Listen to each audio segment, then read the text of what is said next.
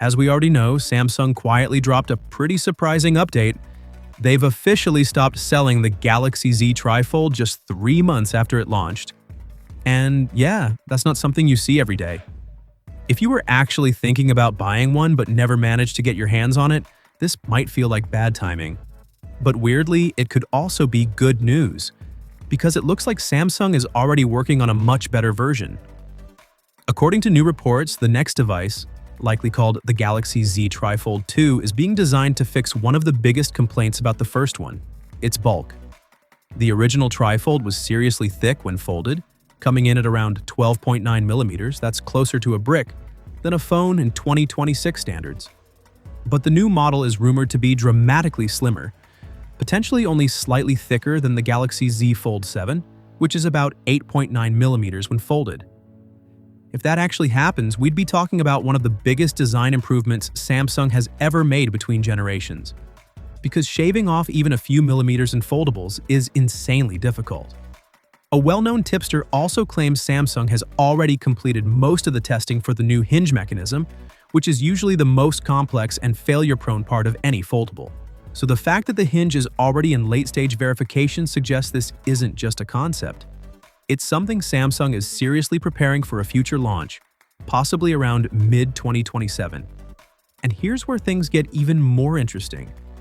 Samsung isn't just working on one experimental device. They're apparently developing 2 completely different hybrid form factors at the same time. The first, of course, is the TriFold successor. But the second one? That's a phone with a slidable OLED display. Instead of folding open like a book, this device would extend sideways to reveal a larger screen. It's expected to use Samsung Display's slidable Flex panel, which you might remember from those futuristic prototypes they showed off at tech events like CES and MWC. But unlike those flashy demo units with motorized sliding mechanisms, Samsung's first real slidable phone might actually use a manual slide. That might sound less futuristic, but it's usually more durable, lighter, and less likely to break, which is probably why Samsung is playing it safe for a first-gen product. When fully extended, the display is expected to reach around 7 inches, which would put it right in that sweet spot between a regular smartphone and a compact tablet. Even more surprising, this slidable device is rumored to be thinner than the earlier prototypes Samsung showed off, which suggests they've made serious progress in making these flexible panels practical for everyday use. If Samsung does decide to release it, we could be looking at a launch window sometime in late 2027 or maybe early 2028. So it's not exactly around the corner, but it does show where Samsung sees the future of smartphones heading. And honestly, this is very on-brand for them.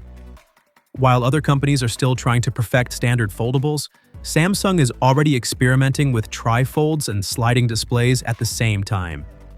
It's the kind of bold, slightly risky innovation that keeps the whole industry moving forward.